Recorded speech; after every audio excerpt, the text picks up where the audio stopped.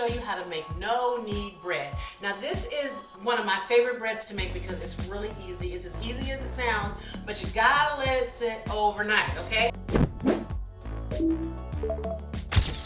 Let's jump right in because my water is the right temperature. Okay, first I've got 3 cups of flour here, okay? Now, I've got 1.5 cups of water. My water is heated to about 107 degrees, and that's where I like to keep it. You want it between 105 and 115. You want to give this a chance to bloom. So what you're going to do is put this all in here, like so. Okay, it's okay that it looks like that. That's what you want. I'm going to add a little bit of salt in here to our flour, and I'm using bread flour today. Bread flour really gives you a nice, healthy loaf of bread. That's what we'll call it, a healthy loaf of bread, okay? And while we're watching or waiting for our yeast to bloom, I want you to notice something. So it's important that your water or your milk, whatever you're using, be at the correct temperature, okay? You want it, like I said, between 105 and 115 degrees. So when you put yeast in there, if the water is too cold, the yeast stays asleep. Okay, nothing happens. If the water's too hot, the yeast burns. Okay? Neither is good, right? You need it right in the middle, okay? So when it gets in the middle, I want you to see what happens here. You see how it starts to get cloudy? That's when your yeast is activated, okay? Now, it starts to smell yeasty, okay? I know that sounds weird, but that's a real word, and you probably know what it means too, okay? So you want to let it sit for a second and just sit in that water so it's waking up. The yeast has been in, I put the jar away. The yeast has been in the jar asleep. And now you're waking it up. Don't rush it. Just give it time and say, good morning, yeast. How are you? Welcome to the party. You see how it starts to turn cloudy? This is how you know your yeast is working. Now, if this doesn't happen, if there's no color change and it just sits in there's no cloudiness, you don't smell the yeast, it's dead, okay? Get rid of it, get some more yeast, okay? So, I'm gonna take this now, pour it in here, okay, just like this. I'm gonna scrape out this last little bit. I wanna get everything in here, okay? And this is how easy no-knead bread is. All we're gonna do is mix this up, okay?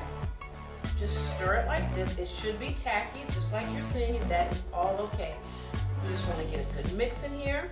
See there? You want to make sure all the flour is wet or has hit the liquid or whatever. Look at that. See how that's happening? That's literally all we're gonna do. See? Okay? Here's the kicker though, guys. You gotta let this puppy sit overnight. You need at least 12 hours to get a good rise, okay? So, don't get impatient. Okay, truth. After about 8 hours, you're probably okay. Or 6. No, 12. Okay? See that? I'm gonna do this here. So very nice and neat though. It smells like bread. I know that's a crazy thing to say when making bread because it should smell like bread, and it does. Okay? Just like that. See there? Boom. All done. Okay? Now what we're going to do, get that little bit off there. Okay. There we go. Perfect. Leave it just like that. You can even feel it if you want to. See how it's a little tacky though, so that's why you want to just stir it and let it be done. I'm going to take some saran wrap. Well, something else is coming out of the oven. What's that? That's another video. Just keep binge watching my channel and you'll see. Hold on. All right. Saran wrap. Cover it up. Just like this. Take a towel. Put it over it. We're going to leave this in another room and just let it go. We're going to let it rise for the next 12 to 18 hours. So you see where it is here? Are we starting? See that? All right, we'll come back tomorrow. Well, it'll be tomorrow for me. It'll be about 5-10 seconds for you, and we'll see what's happening. Well, guys, it's been a day for me. Probably about 5 seconds for you, if that long. And our bread, look at there, it is in its pot. It's been rising. And look at this. Now, if you recall, it smells yeasty. If you recall, it was down here. Remember, it was a little loaf, and now it's up here. This is what we wanted to happen overnight, and we are going to now shape this into a ball and get ready to bake it. So put a little bit of flour down on your surface. Not too much because we don't want to accidentally overdo it with this bread, okay? Now there's air here. You see how I did that? I just put a little bit of flour in here, okay? I'm gonna actually use my scraper to get it out. See there? I hope my bracelet doesn't clank too much. I'm gonna put this out like this. I recommend using a scraper for this, for sure, and not just your hands because it'll be stuck everywhere. And you see I also put my gloves on because I just don't feel like having dough, yeast dough everywhere. Oh man. And this is a tacky dough, okay? So you see how it's a little tacky? That's what's supposed to happen, okay? A little bit of flour, and then we're just gonna gently knead it into a circle. We're not even really kneading it, we're really just shaping it into a ball, okay? And you see how I use just a little bit of flour? Okay, and just put a little more. And don't worry about the flour on the top. That's going to give it a really nice rustic look when we're done. There we go. See that?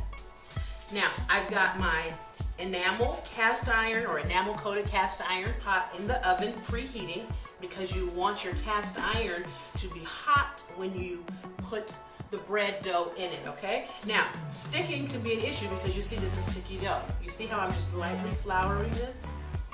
Very lightly so that it doesn't stick to everything. But I'm not overdoing it, and I don't need to knead it. Remember, this is no-knead dough, okay?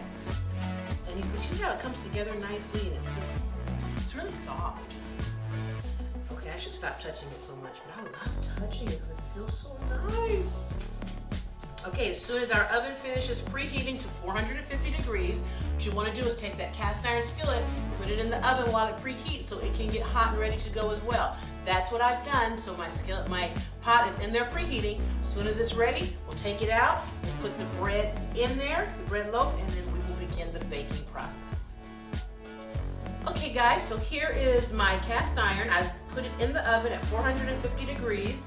My oven is preheating. This is hot. Make sure you remember to use your oven mittens because this puppy is hot.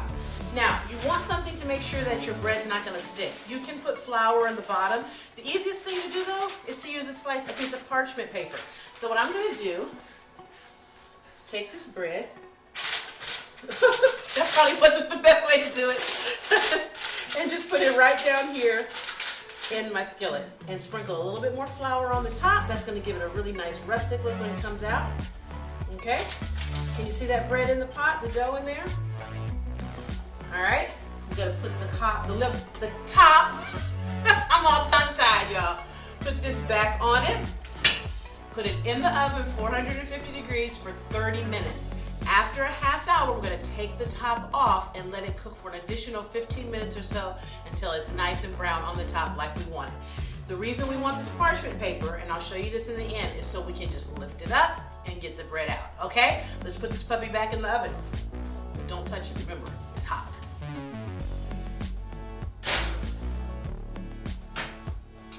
Well guys, it's been a half hour. I took this out now so you can see what it looks like when we take the top off. Ready? Look at that. See how that's cooking up so pretty?